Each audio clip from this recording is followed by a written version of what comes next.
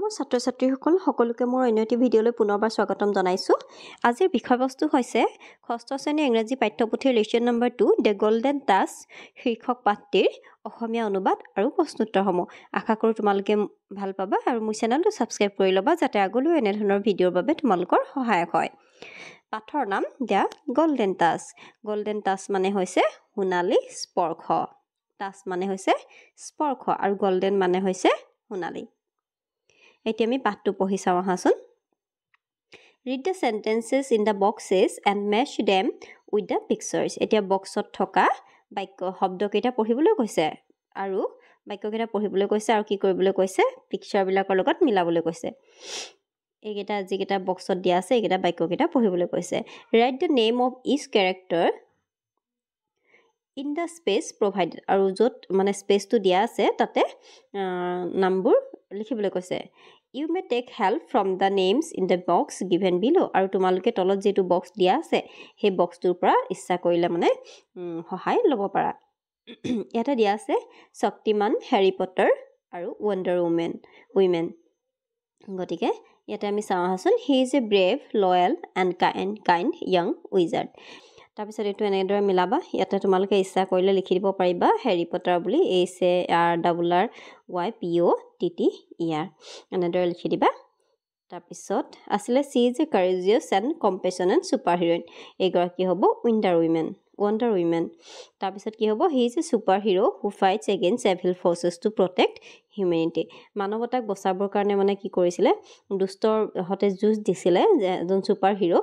আমি যে সৰুতে চাইছিলোঁ শক্তিমান, গতিকে এইটো হ'ব শক্তিমান। তোমালোকে কি কৰিবা ইয়াতে শক্তিমান বুলি লিখিবা। গতিকে মই এইকেইটা লিখি দিছোঁ মিলাই দিছোঁ, তোমালোকে নামকেইটা তলতে লিখি ল'বা। এতিয়া কৈছে let's talk. Imagine someone with a magic wand wants to grant you super power. What super power would you choose and why. তোমালোকক যদি কোনোবাই যাদুকৰী লাঠি এডাল দিয়ে বা এটা ছুপাৰ পাৱাৰ দিয়ে, কিবা এটা ছুপাৰ পাৱাৰে যদি তোমালোকক মানে সোধে তোমালোকক কি লাগিব, তোমালোকে কি চুজ কৰিবা সুধিছে আৰু কিয় সেইটো মানে চইচ কৰিবা সেইটো জানিব বিচাৰিছে। তোমালোকে এইটো তোমালোকৰ মাজতে কথা পাতিবা। Let's read the story. এতিয়া আমি পাঠটো পঢ়োঁ আহা। পাঠৰ নাম দ্য গল্ডেন টাচ মানে সোণালী স্পৰ্শ। ওৱান্স আপন এ টাইম, এক সময়ত, there was a king named Midas in ancient Greece. পুৰণি গ্ৰীচত এজন ৰজা আছিলে যাৰ নাম আছিল মিডাছ। He was very rich but unhappy. তেওঁ খুব ধনী আছিল কিন্তু তেওঁ অসুখী আছিল, মানে তেওঁ হেপী নাছিলে। যদিও তেওঁ বহুত বেছি ধনী আছিলে কিন্তু তেওঁ মানে ছেটিছফাইড নাছিলে, তেওঁ সুখী নাছিলে। আই ৱান্ট মোৰ মানি। মোক আৰু অলপ পইচা লাগে, মানে বহুত বেছি পইচা লাগে। I want more gold. মোক বহুত বেছি সোণ লাগে। I want to be the richest king of all time. মই সকলো সময়ৰ এজন আটাইতকৈ ধনী ৰজা হ'ব খোজোঁ। তেওঁ মানে ইমান ধনী আছিলে যদিও তেওঁ কোনো ছেটিছফেকশ্যন নাছিলে, তেওঁ আৰু বেছি তেওঁক মানে ধন টকা পইচা লাগিছিল। He always looked for ways to get money and gold. আৰু তেওঁ সদায় কি কৰিছিলে কেনেকৈ ধন টকা পইচা আহৰণ কৰিব পাৰে মানে সেই বিষয়ে অকল চিন্তা কৰি কটাইছিল বা বিচাৰিছিল। One day the king Midas came across a divine spirit. He treated the divine spirit very well. এদিনাখন মানে কিং মিডাছে কি কৰিছিলে এটা ডিভাইন স্পিৰিট মানে ঐশ্বৰিক আত্মাক তেওঁ লগ পাইছিলে আৰু তেওঁ ঐশ্বৰিক আত্মাটোক খুব বেছি মানে ভালদৰে শুশ্ৰূষা কৰিছিলে। তেতিয়া মানে তেওঁ শুশ্ৰূষাত মানে সন্তুষ্ট হৈ পিনি ডিভাইন পাৱাৰটোৱে কি কৰিলে, king you have been nice to me, I am pleased, I want to grant you one wish as a reward, say what your wish is. তেতিয়া কৈছে যে মহাৰাজ বা ৰজা, মই মানে তোমাৰ আতিথ্যত বহুত বেছি সন্তুষ্ট হৈছোঁ, মানে এতিয়া মই তোমাৰ যিকোনো এটা উইচ মানে পুৰস্কাৰ হিচাপে পূৰণ কৰিব খোজোঁ। তুমি কোৱা মানে তোমাৰ ইচ্ছা কি। তেতিয়া কৈছে কি thank you divine spirit, thank you ঐশ্বৰিক আত্মা। I wish whatever I touch would turn into gold. মই বিচাৰোঁ যে মই যিয়ে স্পৰ্শ কৰোঁ লাগিলে সেয়া যাতে সোণলৈ পৰিৱৰ্তন হয়। আৰ ইউ চিয়'ৰ?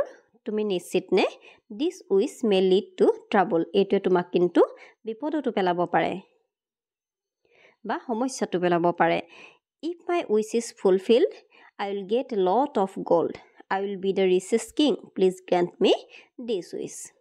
কৈছে যে যদি মোৰ উইচটো ফুলফিল হয় তেতিয়া মই কি কৰিব পাৰিম, বহুত বেছি ধন পাম গোল্ড পাম মানে সোণ পাম আৰু মই আটাইতকৈ বেছি ধনী ৰজা হ'ম please grant me this wish গতিকে তুমি মোৰ অনুগ্ৰহ কৰি তুমি মোৰ এই ইচ্ছাটো পূৰণ কৰা তেতিয়া ডিভাইন স্পিৰিটে ক'লে এজ ইউ উইচ যি তোমাৰ ইচ্ছা অৰ্থাৎ তোমাৰ যি ইচ্ছা সেয়াই হ'ব বুলি ক'লে king Midas was very happy to get his wish fulfilled king Midas বহুত বেছি মানে হেপী হ'ল যেতিয়া তেওঁৰ এই ইচ্ছাটো পূৰণ হ'ল he wanted to test his magical power আৰু তাৰপিছত তেওঁ কি কৰিলে তেওঁৰ যিটো মেজিকেল পাৱাৰ যিটো তেওঁ যাদু কৰি মানে শক্তি পালে সেইটো পৰীক্ষা কৰি চাব খুজিলে লেট মি টাচ দিছ ষ্ট'ন মই এই সোণ মানে শিলটো চুই চাওঁচোন তেওঁ মানে স্পৰ্শ কৰি চাব বিচাৰিছে সেইটো সোণ হয়নে নাই as the king insisted the divine spirit granted him the wish আচলতে এইটুকুৰাত হ'ব লাগিছিলে যে যেতিয়া ৰজাই খুব বেছি অনুনয় বিনয় কৰিলে বা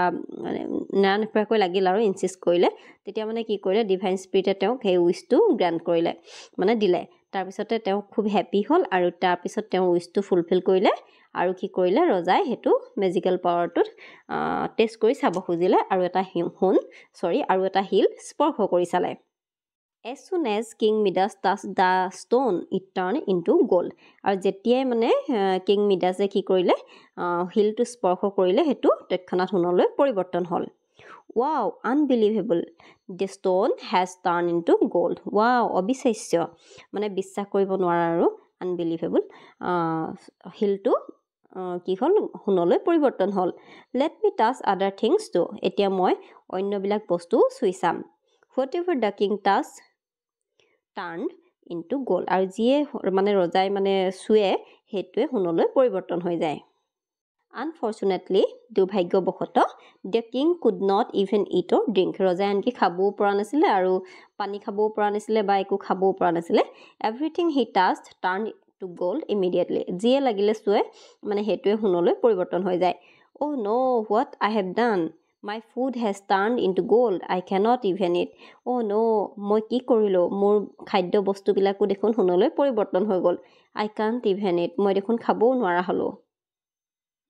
the king went to the garden ৰজা বাগিচালৈ গৈছিল বা বাগিচালৈ গ'ল হি চ' হিজ ডটাৰ কামিং টুৱৰ্ডছ হিম তেওঁ দেখিলে যে তেওঁৰ ছোৱালীজনী তেওঁৰ ফালে আহি আছে কাম মাই চাইল্ড আহা মোৰ মানে চাইল্ড বা মোৰ বাচ্চা মানে কৈছে আৰু যে আহা মোৰ ছোৱালীজনী ফাদাৰ দেউতা বুলি তাই মানে দৌৰি আহিছে আৰু দে হাগড ইচ আদাৰ তেওঁলোকে ইজনে সিজনক হাগ কৰিলে বা আলিংগন কৰিলে as soon as Midas touched his daughter she turn into a statue of gold আৰু যেতিয়াই মানে মিডাছে তেওঁৰ ছোৱালীজনীক স্পৰ্শ কৰিলে তাই এটা সোণৰ মূৰ্তিলৈ ৰূপান্তৰিত হ'ল দ্য কিং ৱাজ শ্বকড ৰজা খুব আচৰিত হ'ল alas what have I done I lost my child she just a statue now হাই মই কি কৰিলোঁ মানে মই মোৰ ছোৱালীজনী হেৰুৱাই পেলালোঁ তাই এতিয়া এটা মূৰ্তি হৈ গ'ল হি চ' date everything he touched turn into gold তেওঁ দেখিলে যে সকলো বস্তুৱে তেওঁ যি স্পৰ্শ কৰে সোণলৈ পৰিৱৰ্তন হয়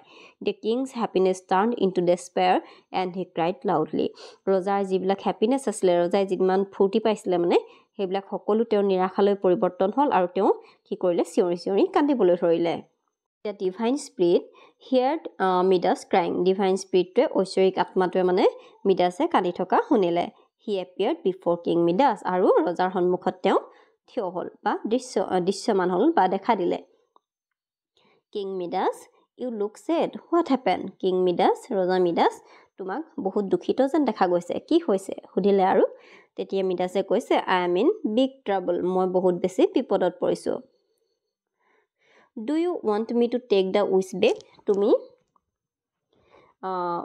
মোৰ উইচটো পুনৰাই লোৱাটো বিচাৰা নেকি তেতিয়া কৈছে প্লিজ ডু নিশ্চয় বা তুমি উভতাই লোৱা বুলি কৈছে দেন গ' এণ্ড ৱাশ্ব your hands in the river তেতিয়াহ'লে যোৱা আৰু নদীত তোমাৰ হাতখন ধুই পেলোৱা you will get rid of the golden touch আৰু তুমি এই গল্ডেন টাচৰ পৰা সোণালী স্পৰ্শৰ পৰা পৰিত্ৰাণ পাবা king Midas immediately rushed to the water king মিডাছে ইমিডিয়েটলি কি কৰিলে নদীখনলৈ দৌৰি গ'ল বা খৰখেদাকৈ মানে গ'ল আৰু let me wash my hands first and run two the garden এতিয়া মই মোৰ হাতখন মানে জলদি ধুই লওঁ আৰু বাগিচালৈ দৌৰ মাৰোঁ তাৰমানে ছোৱালীজনী যে ষ্টেচু হৈ গ'ল ন তেওঁ সেইকাৰণে লৰালৰি কৰিছে আৰু the water of the river washed away the golden touch আৰু নদীৰ পানীখিনিয়ে ৰজাৰ সোণালী স্পৰ্শবিলাক ধুই পেলালে he hurried to the garden তেওঁ খুব লৰালৰিকৈ বাগিচালৈ আহিল he hug the gold statue of the princess তেওঁ ৰাজকুমাৰীৰ কি কৰিলে ৰাজকুমাৰীৰ গোল্ড ষ্টেচুটো চুই দিলে বা আলিংগন কৰিলে as soon as the king touched it আৰু যেতিয়াই ৰজাই স্পৰ্শ কৰিলে the princess came back to life ৰাজকুমাৰীৰ জীৱন পুনৰ ঘূৰি আহিল অৰ্থাৎ ৰাজকুমাৰী পুনৰ প্ৰাণ পাই উঠিল আৰু তাই ক'লে ফাদাৰ দেউতা oh' dear I am so' happy that you are back oh' dear মই খুব আনন্দিত হৈছোঁ যে তুমি পুনৰ ঘূৰি আহিলা ডেট ডে অনৱাৰ্ডছ আৰু সেই দিনটোৰ পৰাই কি কৰিলে king Midas became a change person king Midas মানে সলনি হৈ গ'ল আৰু তেওঁ খুব লোভীয়া আছিলে ন তেওঁ সলনি হৈ গ'ল তেওঁ এটা মানে ভাল শিক্ষা পালে আৰু তেওঁ ভাবিলে যে love and happiness are the true wealth love আৰু হেপিনেছ মৰম ভালপোৱা বা সুখেই হৈছে আচল সম্পত্তি they are worth more than gold and money আৰু সেইবিলাক গ'ল্ড আৰু মানিতকৈ বহুত বেছি মূল্যৱান